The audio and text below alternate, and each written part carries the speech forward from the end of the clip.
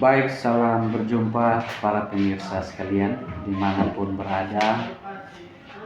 Jumpa lagi bersama saya Franciscus Talan dalam Bincang Santai. Kali ini kita akan mengangkat topik yang cukup menarik perhatian, yaitu tentang perempuan dan anak atau kesetaraan gender. Baik, sudah bersama saya seorang wanita cantik. Mungkin beberapa sudah mengenalnya, ada juga yang belum. Kita langsung sapa saja Ibu Ida. Selamat datang di Salam Timur. Kita akan berbincang santai bersama tentang topik perempuan. Baik, langsung saja Ibu Ida, mungkin sedikit perkenalkan diri ke masyarakat. Baik. Nama lengkapnya, statusnya apa, profesinya apa, silahkan. Oke, baik. Terima kasih, selamat malam. Perkenalkan, saya Amida Halenato, AMDCAP, biasanya dipanggil Ida. Profesi saya yaitu sebagai seorang tenaga kesehatan desa, yaitu perawat di Desa Nameto, Kecamatan Kota Soe. Baik. Statusnya rumit. Oh, iya. Baru saja selesai. Oke, itu privasi ya. Ya. Artinya bahwa cukup masyarakat tahu bahwa beliau sementara ini sedang sendiri. Lajang. Ya, lajang ya. Baik, Ibu Ida, kita langsung saja ke topik. Ini agak sedikit menarik nih. Iya. Berlatar belakang Kesehatan, ya. iya. Berlatar belakang kesehatan, artinya kan kehidupannya akan bersentuhan dengan masyarakat.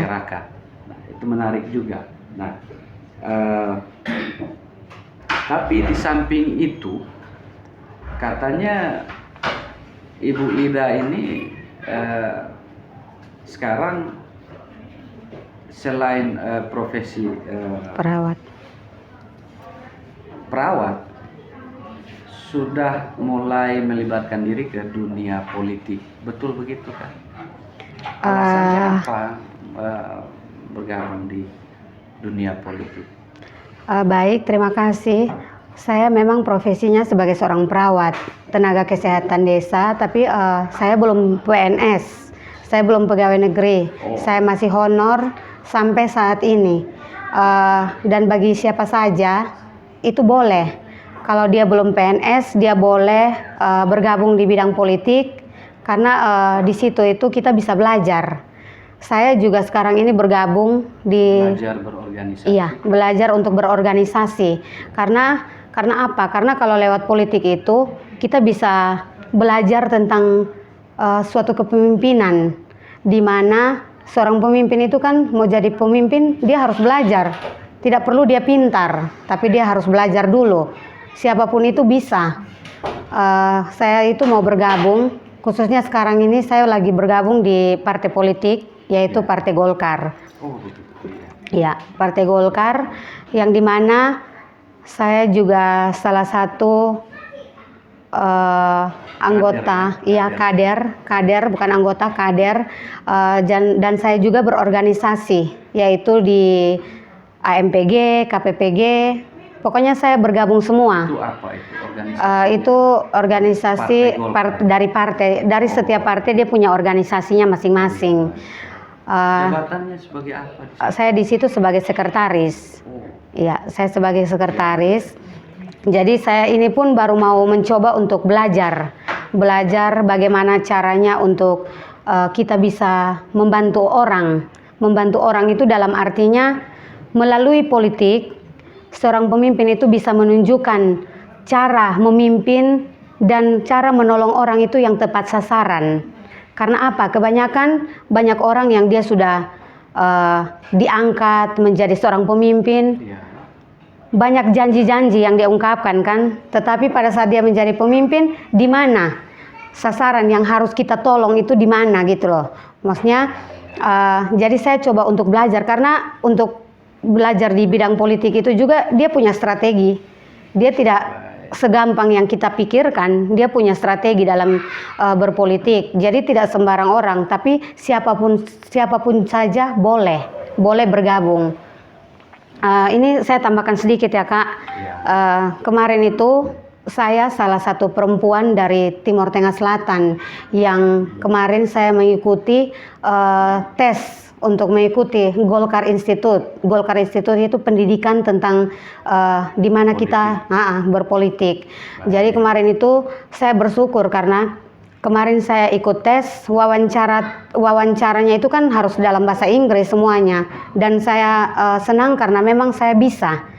Bukan memuji diri, tapi memang benar-benar saya bisa, saya pintar. Sehingga saya lolos, dan di situ pun saya bangga karena saya bisa mendapat beasiswa. Beasiswa itu gratis, tidak ada satupun yang saya tanggung. Untuk apa ini? Untuk selama pendidikan. Hampir 2 minggu. Hampir 2 minggu saya di Jakarta kemarin. Di situ tuh saya lolos sehingga saya diberikan beasiswa. Semuanya itu gratis. Dan saya berterima kasih karena mungkin melalui partai politik ini saya bisa belajar untuk bisa menyesuaikan diri. Di bidang kesehatan pun sebagai profesi saya tidak pernah meninggalkan profesi saya sebagai seorang perawat. Karena di mana ada yang bisa menolong warga yang sangat membutuhkan, disitulah saya akan bekerja. Baik. Artinya bahwa Ibu Ida ini memang harus terjun ke politik karena untuk membawa kepentingan profesi misalnya, Kesehatan. atau kepentingan perempuan yang terabaikan. Iya, iya, betul. Nah, ada satu hal yang mengusik ini sebenarnya. Kenapa tidak menggeluti profesinya sebagai nakes, tenaga kesehatan? Karena sebenarnya kan pada dasarnya sama saja dengan profesi yang ada. Kita juga bisa melakukan pelayanan kepada publik. Iya. Alasannya kenapa harus keluar dari lingkaran profesi kesehatan harus ke politik? Memang alasannya untuk membawa kepentingan itu kah, atau ada alasan lain? Kalau untuk saya sih tidak ada alasan lain dan tidak ada kepentingan untuk pribadi saya. Di sini saya hanya mau berjuang untuk membuktikan bahwa saya sebagai perempuan itu bisa mengajak perempuan-perempuan lain yang selama ini kan orang bilang laki-laki itu dipandang sebelah mata, artinya laki-laki itu lebih tinggi derajatnya. Itu pun saya tidak mau, karena saya juga sebagai perempuan saya tidak bisa menerima itu. Kenapa laki-laki bisa, kita perempuan tidak bisa? Karena kebanyakan sekarang kan banyak kasus-kasus di mana perempuan mengalami kekerasan fisik atau kekerasan dalam rumah tangga dari laki-laki terhadap perempuan dan anak. Nah itu yang saya bergabung ini untuk saya bisa mewujudkan cita-cita saya, yaitu untuk memberantas diskriminasi tentang diskriminasi yang terjadi di kalangan perempuan saat ini dan juga anak.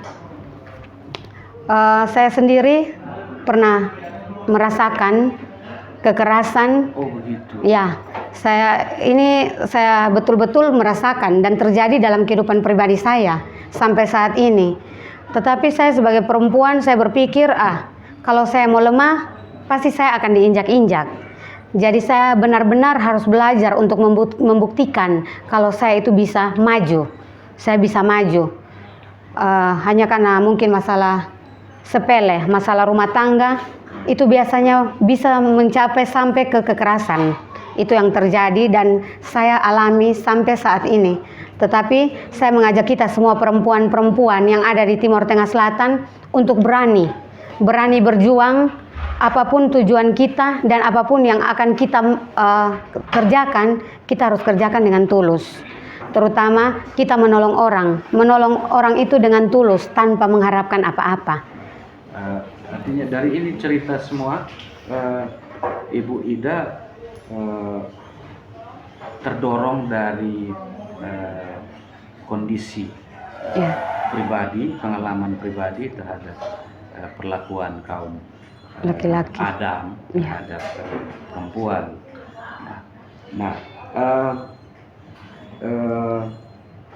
Dari cerita ini, kekerasan yang dialami itu apa kekerasan fisik atau kekerasan psikis yang dilakukan oleh kaum laki-laki ini kepada ibu sendiri? Kalau yang saya rasakan itu dua-duanya. Kekerasan fisik, psikis. Awalnya itu ya saya sebagai perempuan, saya juga berani.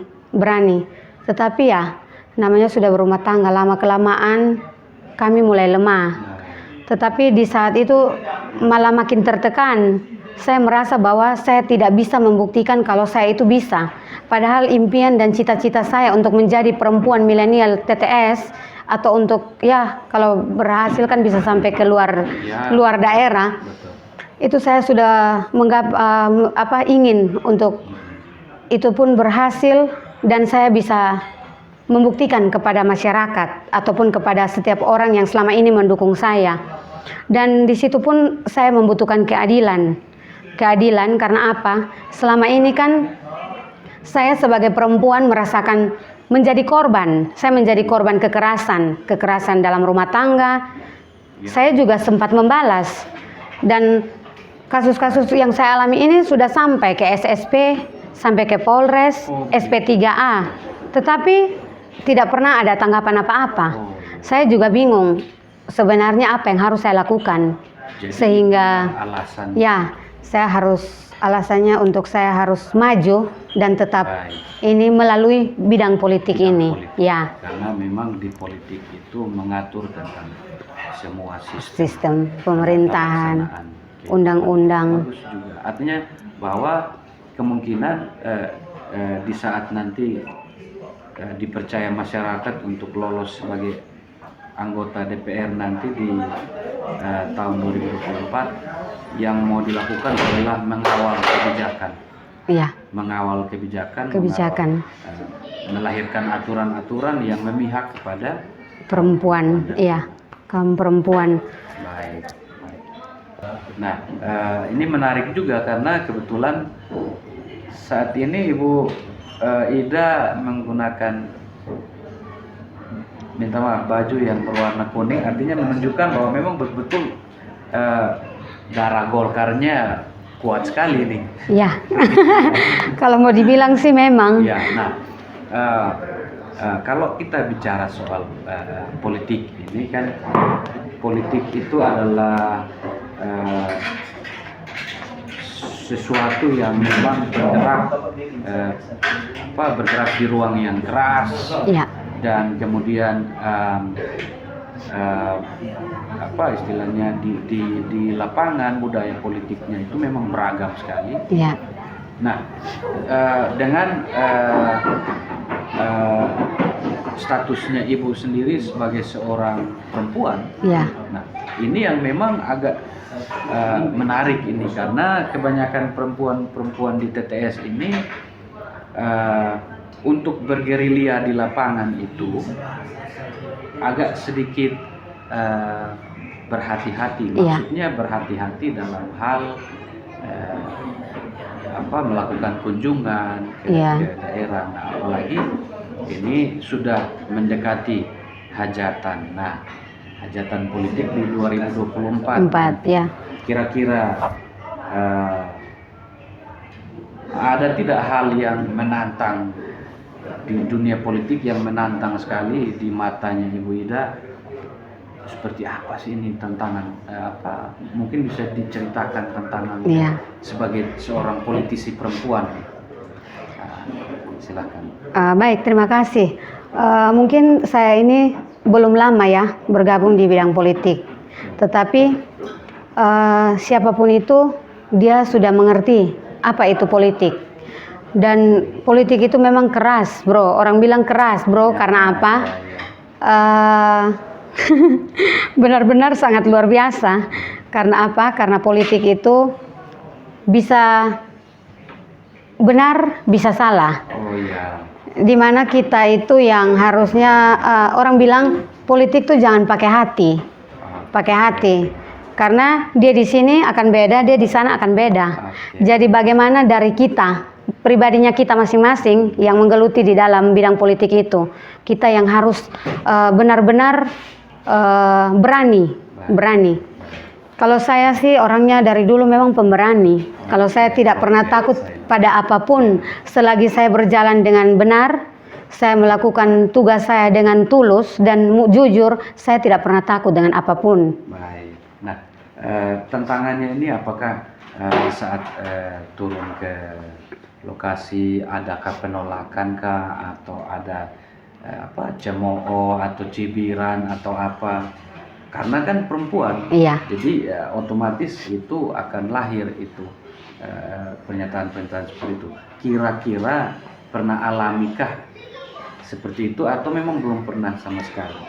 Sudah pernah mengalami dari tahun lalu. Oh gitu. Kalau tahun lalu itu saya belum belum terlalu mengerti tentang politik.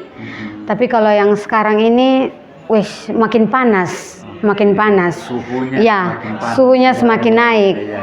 Karena ya kalau kita sudah pakai kuning, pasti akan ada yang bilang, oh dia sudah bergerak di sini, tapi kenapa? Sebenarnya dia perawat, tetapi kenapa dia harus berada di politik? Kalau yang saya mau bilang, kita tidak perlu harus membedakannya dalam arti, ya kalau dia seorang pegawai negeri, berarti itu di bawah pemerintahan. Kalau saya, ya dibatasi oleh aturan. Kalau kami ini kan hanya tenaga kesehatan desa, kami masih honor, tetapi saya berani bergerak karena apa? Karena melalui politik banyak yang tertolong. Justru itu kita bisa langsung kunjungan rumah. Kalau saya tugasnya itu masuk keluar rumah. Oh, saya lihat kondisinya seperti ini. Kenapa saya sebagai perawat saya tidak bisa tolong? Dan ada orang-orang yang mau menolong lewat partai. Kenapa tidak? Dan selama ini kan banyak sekali bantuan-bantuan yang kita bisa berikan kepada sasaran. Jadi sasarannya itu pasti. Jangan karena ini temannya saya, ini saudaranya saya. Jadi kita hanya memberikan kepada mereka. Kita harus benar-benar cek orang-orang yang betul-betul dia sangat membutuhkan. Makanya saya itu mau untuk semua itu berjalan sesuai dengan keadilan dan juga tepat sasaran. Itu saja. Pemerataan. Iya, pemerataan Dalam hal menjalankan kepentingan umum. Baik, Ibu Ida, kita sudah di penghujung acara. Ada satu pertanyaan terakhir. Iya. Ini kan kita sudah masuk ke pertengahan tahun. Masuk tahun depan itu sudah mulai suhu politiknya semakin memanas untuk menuju pada pemilu legislatif 2024. Ya. Artinya bahwa para calon anggota DPR ini sudah mulai mempersiapkan semua yang nanti dibutuhkan untuk menuju pada kontestasi tersebut. Ya. Nah, dari Ibu Ida sendiri sebagai seorang calon legislatif dari kaum milenial dari Partai Golkar sebut saja, kira-kira persiapan untuk menghadapi pertarungan politik di 2024 apa saja? Ceritakan sedikit. Kalau itu sih masih rahasia ya. Oh, iya. Masih rahasia. Di luar strategi kampanyenya, mungkin ada persiapan khusus, misalnya persiapan mental atau komunikasi, Iya, benar. verbal atau komunikasi lain persuasif dengan keluarga. Ini minta maaf, dapil berapa ini nanti di TTS, dapil berapa ikut? Kalau saya sih rencananya mau bermain di mana ya? Di provinsi saja lah. Biar di luar saja. Ini Tapi ya harus diapresiasi nih, mencoba TTS. siapa saja kan boleh mencoba. Baik.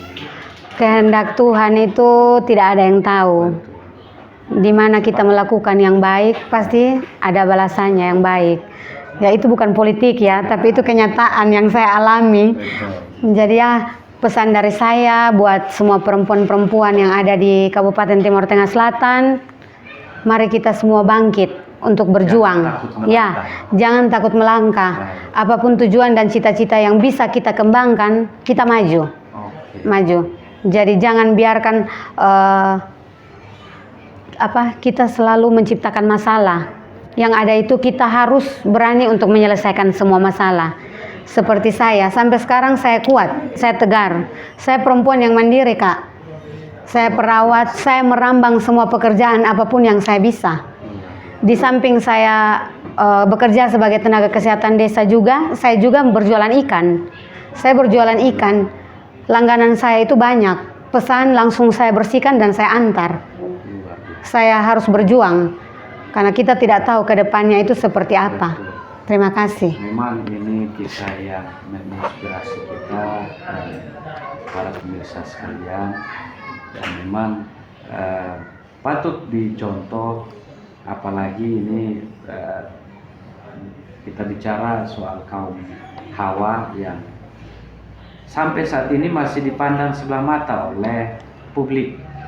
Apalagi kita di TTS kulturnya patrilinealis, jadi selalu menganggap perempuan rendah di mata umum. Oleh karena itu kita diwajibkan untuk mulai sekarang mensosialisasikan atau melakukan kampanye sebesar mungkin secara masif untuk kita menghargai kaum Hawa sebagai makhluk ciptaan Tuhan yang sama dengan kita. Kita sama-sama menjaga mereka, karena dari mereka lahir generasi-generasi penerus bangsa, khususnya di Timur Tengah Selatan, yang akan merubah daerah ini. Baik, dari Blessing Hotel bersama saya Franciscus Talan, terima kasih.